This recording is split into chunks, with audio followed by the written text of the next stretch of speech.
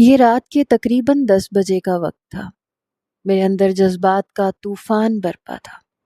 میں mobile phone پر ایک کے بعد ایک کئی نازیبا ویڈیوز دیکھ چکا تھا، لیکن میری بے چینی کم ہونے کا نام ہی نہیں لے رہی تھی۔ بار بار اس چیز کی طلب مجھے ہو رہی تھی جو موبائل اسکرین پر میری نظروں کے سامنے تھی۔ میں خود پر کنٹرول کرنے کی بہت کوشش کر رہا تھا، لیکن اس کے باوجود بے قابو سا ہوتا جا رہا تھا۔ اسکرین پر چلنے والے مناظر میرے اندر ایک آگ سلگا رہے تھے، اور یہ آگ کسی طرح بجھنے کا نام نہیں لے رہی تھی۔ ایک کے بعد ایک ویڈیوز میں دیکھتا جا رہا تھا، بری طرح اپنے پیروں کو مسل رہا تھا۔ میں اپنی گاڑی میں بیٹھا تھا اور کسی بھوکے درندے کی طرح میری نظریں سڑک کی دونوں طرف جا رہی تھیں کہ شاید کہیں سے مجھے اپنا شکار مل جائے اور میں موقع پا کر اس پر جھپٹ پڑوں، جیسے بھوکا شیر اپنے شکار کے لیے ہر سو نظریں دوڑاتا پھرتا ہے۔ میری حالت بھی اس وقت کچھ ایسی ہی تھی۔ میں نے اپنا گریبان کھول رکھا تھا۔ میرے اندر کی گرمی نے میرے لیے سانس لینا بھی دو بھر کر دیا تھا۔ مٹھیاں بھینچے گاڑی کے ڈیش بورڈ پہ ہاتھ مارتا میں بس عجیب کیفیت میں تھا۔ اب تو بے چینی اس قدر بڑھ رہی تھی کہ مزید کنٹرول کرنا میرے لیے مشکل ہوتا جا رہا تھا۔ اور پھر میری نظر ایک جوان اور حسین، میں ایک ٹیکسی ڈرائیور تھا۔ ٹیکسی اسٹینڈ پہ کھڑا رہتا، لوگ یا تو خود میرے پاس آ جاتے یا پھر مجھے بلا کر اپنے گھر لے جاتے، اور میں انہیں ان کے مطلوبہ پتے پر پہنچا دیتا۔ یہی میری روزی روٹی تھی۔ مگر آج رات کے اس پہر میں سواری کے لیے نہیں بلکہ اپنی بے چینی دور کرنے کے لیے پھر رہا تھا۔ گاڑی کو آہستہ رفتار میں چلاتا ہوا ایک جانب سڑک کا موڑ مڑ ہی رہا تھا کہ مجھے دور ایک کچے راستے سے ایک لڑکی بھاگتی ہوئی دکھائی دی۔ جیسے اس نے میری گاڑی کو دیکھا تو چلانے لگی، رکو پلیز، میری مدد کرو، میری امی کی طبیعت بہت خراب ہے، رک جاؤ۔ وہ جس قدر قوت سے چلا سکتی تھی وہ چلا رہی تھی۔ میں نے جھٹ سے گاڑی کو بریک لگائی۔ جب کھڑکی سے باہر سر نکال کے دیکھا تو اس کچے راستے سے ایک 19-20 سال کی لڑکی بھاگتی ہوئی آ رہی تھی۔ دور ایک لکڑی کے تختے پر ایک بوڑھی عورت پڑی کراہ رہی تھی۔ شاید وہ اس لڑکی کی ماں تھی اور اسے جیسے تیسے گھسیٹ کر وہ اس جانب کو لے کے آ رہی تھی، لیکن مجھے دیکھ کر اس نے اپنی ماں کو وہیں پہ رکھا، بھاگتی ہوئی گاڑی کی جانب آئی، میرے قریب آ گئی، میرے آگے ہاتھ جوڑ کے رونے لگی، کہنے لگی پلیز میری مدد کیجیے، میری ماں کو ہسپتال پہنچا دیجیے، ان کی طبیعت بہت خراب ہے، اگر وقت پہ ان کو ہسپتال نہ پہنچایا گیا تو نہ جانے کیا ہو جائے گا۔ وہ روتے ہوئے میرے آگے ہاتھ جوڑ رہی تھی اور میں اس کے کپ کپاتے لب دیکھ رہا تھا، اس کے چہرے پر نظر دوڑا رہا تھا۔ رو رو کے اس کا چہرہ بالکل سرخ ہو چکا تھا۔ ایسے سرخ چہرے پر اس کے گلابی ہونٹ میری بے چینی میں مزید اضافہ کر رہے تھے۔ وہ میرے آگے ہاتھ جوڑ کر التجا کر رہی تھی اور میں سر سے لے کر پیر تک اس کے وجود کو گھور رہا تھا۔ کیا سراپا تھا، اس قدر حسین تھی کہ اسے دیکھ کر کسی کا بھی دل بے ایمان ہو سکتا تھا۔ گاؤں کی یہ کچی کلیاں تو ویسے بھی بڑی حسین ہوا کرتی ہیں۔ میری آنکھوں میں چمک آ چکی تھی۔ میں کہنے لگا اچھا آؤ تمہاری اماں کو گاڑی میں ڈالتے ہیں۔ من ہی من میں سوچ چکا تھا کہ میں نے کرنا کیا ہے۔ میں تختے سے اس بوڑھی عورت کو اٹھا کر گاڑی میں ڈال چکا تھا۔ لڑکی بھی اپنی ماں کے ساتھ ہی گاڑی میں بیٹھ چکی تھی۔ بار بار کبھی ماں کے ہاتھ مسلتی، کبھی پاؤں مسلتی، جبکہ میں گاڑی چلا رہا تھا۔ آج تو میرے وارے نیارے ہونے والے تھے۔ اتنی دیر سے جو کچھ میں موبائل کی اسکرین پر دیکھ رہا تھا، یہ لڑکی تو ان لڑکیوں سے کہیں زیادہ حسین اور خوبصورت تھی۔ جوانی اس پر ٹوٹ کے برسی تھی۔ میں گاڑی کو ہسپتال لے جانے کے بجائے ایک سنسان راستے پر لے آیا۔ گاڑی رکنا تھی کہ وہ لڑکی فوراً میرے پاس آئی، کہنے لگی کیا ہوا، گاڑی کیوں روک دی، میری امی کی طبیعت بہت خراب ہے، جبکہ میں اپنے لب کاٹ کر خمار نظروں سے اسے دیکھتے ہوئے بولا، اچھا گڑیا رانی، جلدی جلدی ہسپتال لے کر جانا چاہتی ہو اپنی اماں کو؟ وہ کسی کٹ پتلی کی طرح ہاں میں سر ہلانے لگی۔ بار بار چادر اس کے سر سے سرک رہی تھی اور یہ منظر میری بےتابیاں مزید بڑھا رہا تھا۔ میں گاڑی سے نیچے اترا، اسے بھی پچھلی سیٹ سے باہر کھینچ لیا۔ میری اس حرکت پر وہ گڑبڑا گئی تو میں نے مسکرا کے اس سے کہا کہ ایک ہی شرط پر تیری ماں کو ہسپتال لے کے جاؤں گا، اگر تو میری بات مان لے۔ وہ گھبرائی نظروں سے مجھے دیکھ رہی تھی اور میں اس کے چہرے پر جھکتے اپنی سانسیں اس کے چہرے پہ چھوڑنے لگا۔ ایک لمحے میں وہ میری نیت پہچان گئی۔ اس کے چہرے پر خوف کے آثار تھے۔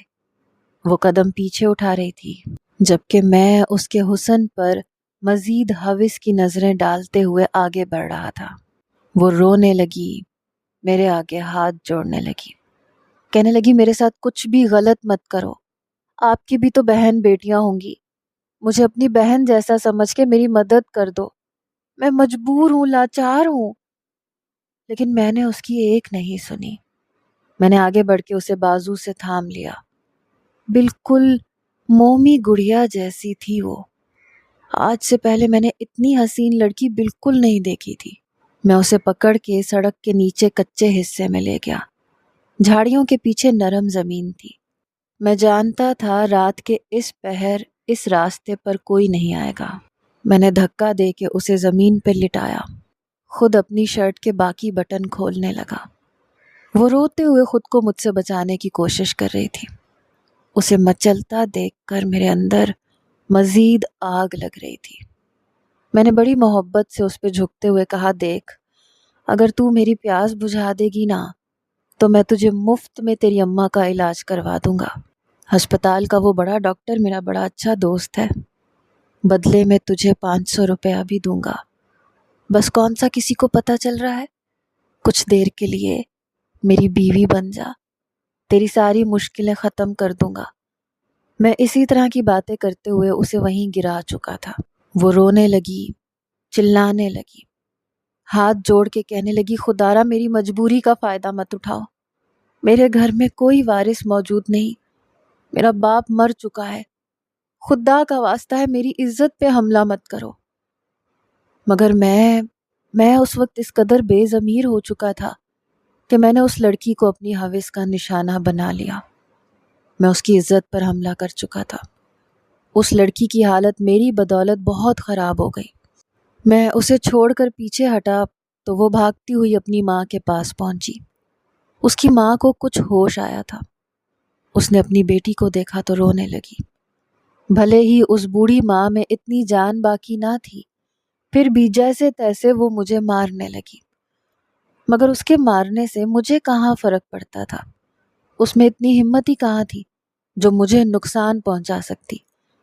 میں ہنس کے کہنے لگا، اے بڑھیا، چپ کر کے لیٹی رہے، یہ نہ ہو اتنی طاقت استعمال کرنے سے تو یہیں جان کی بازی ہار بیٹھے۔ وہ بوڑھی عورت مجھے گالیاں دینے لگی۔ اس کی گالیوں نے مجھے اشتعال دلا دیا۔ ایک مرتبہ پھر پوری قوت سے میں اس لڑکی پر حاوی ہو گیا اور اس کی ماں کے سامنے ہی اس کی گالیوں کا بدلہ میں اس طرح سے لینا چاہتا تھا۔ وہ لڑکی چیخ رہی تھی، چلا رہی تھی۔ میں اس کے منہ پہ ہاتھ رکھے ہوئے کہہ رہا تھا کہ بس کچھ دیر اور، اس کے بعد تم آزاد ہو۔ اپنی ماں کا علاج کروانا چاہتی ہو نا تو بس مجھے میرا کام پورا کرنے دو۔ جیسے ہی میں اپنا کام پورا کر چکا تو اسے اسی حالت میں چھوڑ دیا۔ وہ روتے ہوئے اپنی ماں سے لپٹ چکی تھی، جبکہ میں نے اپنی جیب سے 500 کے بجائے 2000 روپے نکال کر اس لڑکی کے ہاتھ پہ رکھ دیے اور کہنے لگا کہ اپنی زبان بند رکھنا، اگر کسی کو کچھ بھی بتانے کی کوشش کی تو کوئی بھی تمہاری بات پہ یقین نہیں کرے گا۔ وہ روتی ہوئی اپنی ماں سے لپٹ چکی تھی، جبکہ وہ بوڑھی عورت جب تک ہسپتال پہنچی اس سے پہلے ہی وہ دم توڑ چکی تھی۔ ڈاکٹر کہنے لگے کہ ان کی وفات کو آدھا گھنٹہ بیت چکا ہے۔ وہ لڑکی یہ سن کر چیختے چلاتے ہوئے بے ہوش ہو گئی۔ ایک پل کو میرے وجود میں ایک سنسنی سی آئی تھی، لیکن مجھے کیا، یہ کوئی پہلی لڑکی تھوڑی تھی جس کی عزت پہ میں نے حملہ کیا تھا۔ اس سے پہلے بھی یہ 2 دفعہ تنہا سفر کرنے والی لڑکیوں کو میں اپنی ہوس کا نشانہ بنا چکا تھا۔ وہ چیخ رہی تھی، چلا رہی تھی، اور میں خاموشی سے ہسپتال سے باہر نکل گیا۔ جب گھر لوٹا تو آدھی رات تقریباً بیت چکی تھی۔ میری بیوی ایک جانب کمرے میں بیٹھی قرآن پاک کی تلاوت کر رہی تھی۔ مجھے دیکھ کے جھٹ سے اٹھی، قرآن پاک کو مناسب جگہ پہ رکھا، مسکرا کے کہنے لگی، آ گئے آپ؟ ایک تو موسم اتنا خراب ہوتا جا رہا ہے، اوپر سے آپ کا کام ایسا ہے، آپ آنے میں اتنی دیر کر دیتے ہو۔ میں تو گھبرا ہی چکی تھی، سوچا جبھی تک قرآن پاک کی تلاوت کر لیتی ہوں۔ بیوی کی ایسی باتیں سن کر میں بس چونک کے رہ جاتا تھا۔ میں کہنے لگا، کیا مسئلہ ہے تمہارا؟ کیوں اتنی دیندار بنی پھرتی ہو؟ ارے وہ لوگ بھی تو ہیں جو ساری زندگی یوں ہی گزار دیتے ہیں، اور ایک تم ہو، جب دیکھو کوئی نہ کوئی عبادت کر رہی ہوتی ہو۔ چونکہ میں خود ایک گھٹیا ترین انسان تھا، عبادت سے، نماز روزے سے میرا دور دور تک کوئی تعلق نہیں تھا۔ مجھے تو قرآن پاک پڑھنا بھی نہیں آتا تھا۔ بچپن سے ماں باپ نے محنت مزدوریوں پر لگا دیا تھا۔ دینی اور دنیاوی تعلیم کیا ہوتی ہے مجھے کچھ بھی علم نہیں تھا۔ یہ تو ایک جاننے والا تھا جس نے مجھے گاڑی چلانی سکھا دی، اور یوں جیسے تیسے میری نوکری ڈرائیور کے طور پہ لگ گئی۔ میری بیوی میری یہ باتیں سن کر ایک گہری سانس خارج کر کے کہنے لگی کہ میں نہ صرف اپنے حصے کی عبادت کرتی ہوں بلکہ آپ کی حفاظت کے لیے بھی دعائیں مانگتی ہوں۔ میں اپنی بیوی کی باتیں سن کے کہنے لگا، اچھا بس کر، ابھی چپ کر جاؤ، میرا زیادہ دماغ خراب مت کرو۔ جب دیکھو یہی باتیں شروع کی ہوتی ہیں، یہ نہیں کہ شوہر گھر آیا ہے اسے کسی طرح سے آرام سکون میسر کر دو، پھر جب کچھ کہوں تو پھر بہانے بنانے شروع کر دیتی ہو، مجھے نیند آئی ہے، میں تھک گئی ہوں۔ میری یہ بات سن کر میری بیوی گہری سانس خارج کر کے رہ گئی۔ کہنے لگی، ڈاکٹر نے سختی سے منع جو کر رکھا ہے کہ آپ کے پاس نہیں آنا، تو پھر میں کیا کر سکتی ہوں؟ یہ سن کر میں نے رخ موڑ لیا۔ بھلے ہی سے میں باہر سے کسی نہ کسی طرح اپنی ضروریات کو پورا کر لیا کرتا تھا، مگر پھر بھی، اس کے باوجود بھی مجھے اپنی بیوی کی طلب رہتی تھی۔ شاید اس کی وجہ یہ تھی کہ میں بلوغت میں داخل ہوتے ہی یہ سب کچھ دیکھتا آ رہا تھا۔ میری بیوی کو 4تھا مہینہ چل رہا تھا، دیکھنے میں بھی کافی دبلی پتلی اور کمزور سی تھی۔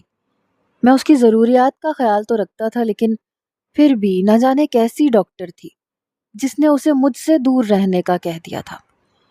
بہرحال اس رات جب میں سویا تو میری بیوی بھی دوسری طرف رخ موڑ کے سو چکی تھی، لیکن ایک مرتبہ پھر مجھے اس لڑکی کے ساتھ بتایا ہوا وقت یاد آنے لگا۔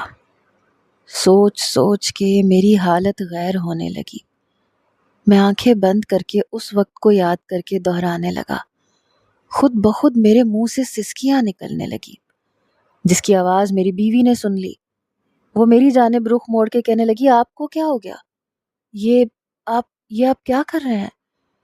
میں اسے یوں اپنے قریب دیکھ کر اس لڑکی کو تصور کرنے لگا جو بے تحاشا حسین تھی، جسے روتا ہوا میں ہسپتال میں چھوڑ آیا تھا۔ کہیں نہ کہیں اس کی ماں کے مرنے کی وجہ کے پیچھے میرا ہی ہاتھ تھا، لیکن اس کے باوجود مجھے فرق نہیں پڑتا تھا۔ میں اپنی بیوی کو اپنے حصار میں لے چکا تھا۔ وہ مزاحمت کرتی رہی، مجھے کہتی رہی کہ مجھے کچھ مت کیجیے، ڈاکٹر نے منع کر رکھا ہے، پلیز ڈاکٹر نے احتیاط کرنے کو کہا ہے، لیکن میں کچھ سننے کو تیار ہی نہیں تھا۔ میں اپنی بیوی کے ساتھ حق زوجیت ادا کر چکا تھا۔ اگلی صبح میں وقت پر اٹھ کر ناشتے کے لیے گھر سے جانے لگا تو میری بیوی اپنا پیٹ پکڑے بیٹھی تھی۔ کہنے لگی، مجھے بہت درد ہو رہا ہے، کل رات آپ نے میرے ساتھ ٹھیک نہیں کیا، میں آپ کو روکتی رہی، منع کرتی رہی، لیکن آپ تو کچھ سننے کو تیار ہی نہیں تھے۔ مجھے بہت درد ہو رہا ہے، مجھے ڈاکٹر کے پاس لے جائیں، مجھے بچے کی فکر ہو رہی ہے۔ لیکن میں اس سے کہنے لگا، کچھ نہیں ہوتا، بلا وجہ نازک بنی پھرتی رہتی ہو، تمہارے لیے 2 کلو دودھ لگوا رکھا ہے، صبح شام پیتی ہو، فروٹ الگ میں نے لا کے رکھے ہوئے ہیں، کسی چیز کی کمی تمہیں نہیں آنے دیتا، اس کے باوجود خود کو کمزور ہی سمجھتی رہتی ہو۔ یہ ہر وقت مسلح پہ بیٹھنا چھوڑ دو، آرام کیا کرو، تکلیفیں ساری سیٹ ہونا شروع ہو جائیں گی۔ میری باتیں سن کر بیوی تو خاموش ہو چکی تھی، جبکہ میں گھر سے نکل چکا تھا۔ دنیا والے مجھے بڑی عزت کی نظروں سے دیکھا کرتے تھے، جبکہ میں بالکل بھی اچھا نہیں تھا۔ میرے اندر کا شیطان اس قدر مجھ پہ حاوی ہو چکا تھا کہ ضمیر تو بالکل ہی کہیں قید ہو کے رہ گیا تھا۔ اس سے پہلے میں نے جتنی بھی لڑکیوں کے ساتھ گناہ کیا تھا، وہ لڑکیاں مجھے دیکھ نہیں پائی تھیں۔ میں ہمیشہ اپنے چہرے پہ ماسک لگا کے رکھتا تھا، اور اگر مجھے ایسی کوئی مجبور لڑکی مل بھی جاتی سڑک کنارے، تو میں اسے دور جھاڑیوں میں لے جا کر گناہ کا ارتکاب کیا کرتا تھا۔ وہ پہلی لڑکی تھی جو اپنی ماں کو لے کر آئی تھی، اور میں نے اس کے ساتھ اپنا چہرہ دکھا کر گناہ کیا تھا۔ گھر سے نکل کر مجھے سواریاں لیتے ہوئے آدھا دن گزرا تھا کہ گھر سے بیوی کی کال آنے لگی۔ یہ صبح سے 20 کالیں کر چکی تھی۔ اب تو اس نے حد ہی کر دی تھی۔ میں غصے میں بڑبڑانے لگا کہ اس کمینی کا موبائل مجھے توڑنا پڑے گا، جب دیکھو منہ اٹھا کے کال کرنا شروع کر دیتی ہے۔ میں نے غصے سے موبائل کان سے لگایا تو بیوی درد سے کراہ رہی تھی۔ کہنے لگی جلدی گھر آ جائے، میری حالت بہت خراب ہے، لگتا ہے وقت سے پہلے بچہ اس دنیا میں آنے والا ہے، مجھے جلد از جلد ڈاکٹر کے پاس جانا ہے۔ میں نے بیوی کی یہ بات سنی تو میں کہنے لگا، ارے کوئی قہوہ بنا کے پی لو، ابھی تو تمہارا 7واں مہینہ شروع ہوا ہے، اتنی جلدی کہاں سے بچہ اس دنیا میں آنے والا ہوتا ہے، آ جاتا ہوں میں تھوڑی دیر میں، صبر کر لو۔ میں اسے جھڑک کے فون بند کر چکا تھا۔ ابھی میں کچھ آگے آیا کہ جھاڑیوں میں مجھے کچھ پڑے ہونے کا احساس ہوا۔ سیاہ رنگ کی پوٹلی سی دکھائی دی۔ اسے دیکھ کے مجھے یوں محسوس ہوا جیسے کسی کا کوئی سامان پڑا ہو۔ من میں لالچ آیا کہ ہو سکتا ہے کوئی پیسے نقدی مل جائے۔ یہ سوچ کر میں نے گاڑی کو ایک جانب روک دیا، آس پاس نظر دوڑائی۔ جیسے ہی پاس گیا تو خد و خال مجھ پر واضح ہو چکے تھے۔ وہ ایک لڑکی تھی، بے تحاشا کمزور، دبلی پتلی، زیادہ عمر کی بھی نہیں لگ رہی تھی۔ میں نے اس لڑکی کو ہلایا، بالکل کالی کلوٹی تھی، شاید پاس ہی جھگیوں میں رہنے والوں کی لڑکی تھی۔ تبھی وہاں سے ایک جھگی والے لڑکے کا گزر ہوا۔ میں کہنے لگا، اوئے لڑکے، یہ لڑکی تمہاری کچھ لگتی ہے کیا؟ دیکھو یہاں بے ہوش پڑی ہے۔ لیکن وہ کہنے لگا، ارے یہ ہماری کچھ نہیں لگتی، یہ تو منحوس ہے، یہ منحوس ہے، جس سے ٹکراتی ہے اس کی زندگی برباد کر دیتی ہے، اس کو کچرا سمجھ کے چھوڑ دو۔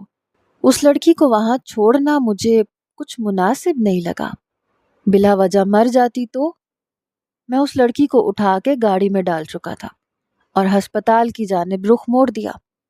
لیکن ہسپتال جانے سے پہلے ایک بار مجھے شیطان اکسانے لگا کہ بس ایک بار اس کے ساتھ کچھ گناہ کر لوں۔ ہاں کالی ہے، کلوٹی ہے، لیکن میری ضرورت پوری کر سکتی ہے۔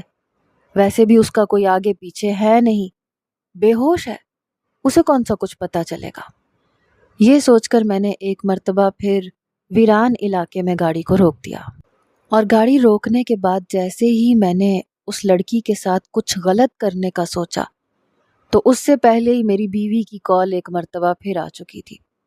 محلے کی کوئی عورت تھی جو کہہ رہی تھی تمہاری بیوی کو ڈاکٹر کے پاس لے کے جا رہے ہیں، اس کی حالت بہت خراب ہے۔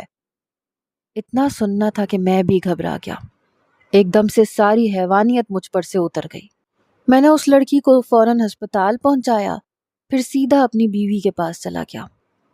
بیوی کی حالت بہت خراب تھی، زندگی موت کا سوال تھا۔ وہ تو صبح سے کرا رہی تھی، لیکن میں ہی تھا جو لاپرواہی دکھا رہا تھا۔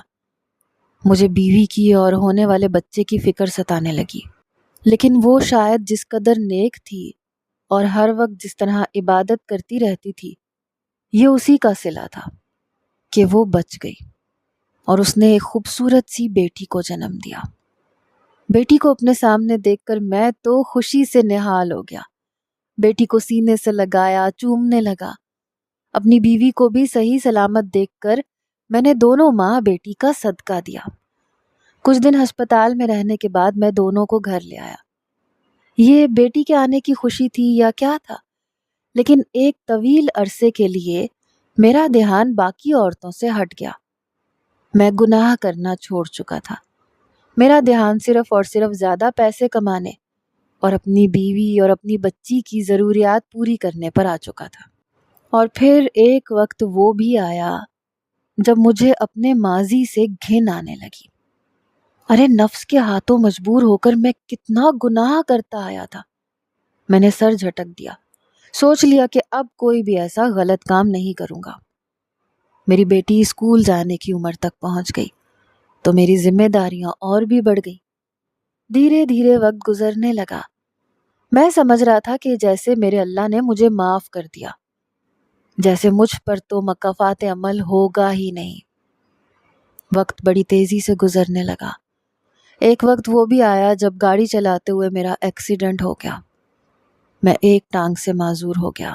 اب میں دوبارہ گاڑی نہیں چلا سکتا تھا، لیکن آج تک جو بھی پیسے کمائے تھے ان سے میں نے ایک کریانے کی دکان شروع کر دی۔ میں اب اس دکان پہ بیٹھا رہتا، ویل چیئر پر ہی آگے پیچھے تھوڑا بہت کام کاج کر لیا کرتا۔ یوں دن بھر جو بھی کماتا اتنے پیسے بن جاتے تھے کہ میرا گزر بسر اچھا ہونے لگا۔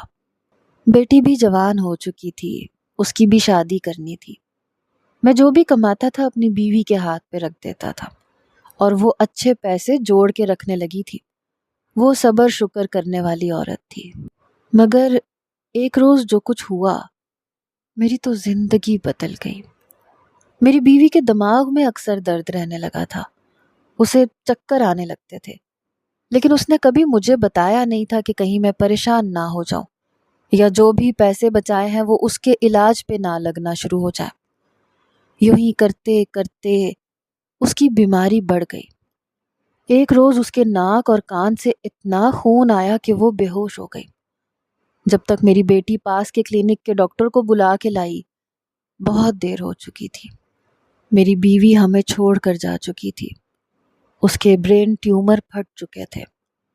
بیوی کے جانے پر تو جیسے میری کل کائنات اجڑ گئی۔ سب سے زیادہ دکھ میری بیٹی روبینہ کو ہوا۔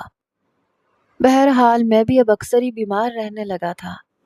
دل میں درد کی بار بار ٹیسیں اٹھتی تھیں۔ شاید میں نے باتوں کو اتنا دل پہ لگا لیا تھا کہ اب مجھے دل کی بیماریاں ہونے لگی تھیں۔ مگر اس کے باوجود میں اپنی صحت پہ پیسے نہیں لگا رہا تھا۔ جلد از جلد میں اپنی بیٹی کو اس کے گھر کا کرنا چاہتا تھا۔ ایک روز جب میں دکان سے گھر جانے لگا تو اچانک بجلی چمکنا شروع ہو گئی۔ شاید برسات آنے والی تھی۔ میری دکان کے پاس ہی ایک کھمبا لگا ہوا تھا۔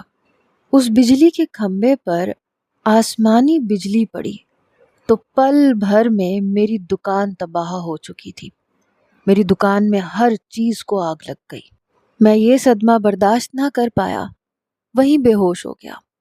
دکان میں لگی آگ کو لوگ بجھانے لگے۔ میری بیٹی جب باہر آئی، مجھے یوں بے ہوش پڑا دیکھا تو فوراً ایمبولینس بلوانے لگی۔ میں تو بے ہوش تھا، جسم حرکت کرنا بند کر چکا تھا۔ بس اتنا پتا تھا کہ ہمارے محلے کا ہی ایک ایمبولینس والا مجھے اٹھا کے گاڑی میں ڈال رہا ہے۔ مجھے محسوس ہوا کہ میری بیٹی میرے پاس بیٹھی ہے، کبھی میرے ہاتھ سہلا رہی ہے، کبھی میرے پاؤں، اور بس رو رو کے دعائیں کر رہی ہے کہ میرے ابا کو کچھ نہ ہو۔ میں سب کچھ محسوس کر رہا تھا، سب کچھ سن رہا تھا، لیکن بول نہیں پا رہا تھا۔ عین اسی وقت وہ ایمبولینس ایک ویرانے میں جا کے رک گئی، اور پھر جو کچھ ہوا مجھے ماضی کا واقعہ یاد آنے لگا۔ ایمبولینس کا ڈرائیور پیچھے آیا، میری بیٹی کو گھسیٹ کے آگے لے جانے لگا، کہنے لگا تو جیسی حسین دوشیزہ میں نے آج تک نہیں دیکھی۔ پہلے میری ضرورت پوری کر، پھر تیرے ابا کو ڈاکٹر کے پاس لے کے جاؤں گا۔ میری بیٹی چیختی رہی، چلاتی رہی، اور وہ میری بیٹی کو جھاڑیوں میں لے جا کے اس کی عزت تار تار کر چکا تھا۔ میں اٹھنا چاہتا تھا، میں اسے بچانا چاہتا تھا، مگر سب کچھ بے سود تھا۔ کچھ دیر بعد گاڑی چل پڑی۔ میں جیسے تیسے آنکھیں کھول کے اپنی بچی کو دیکھ رہا تھا، لیکن وہ کہیں بھی نہیں تھی۔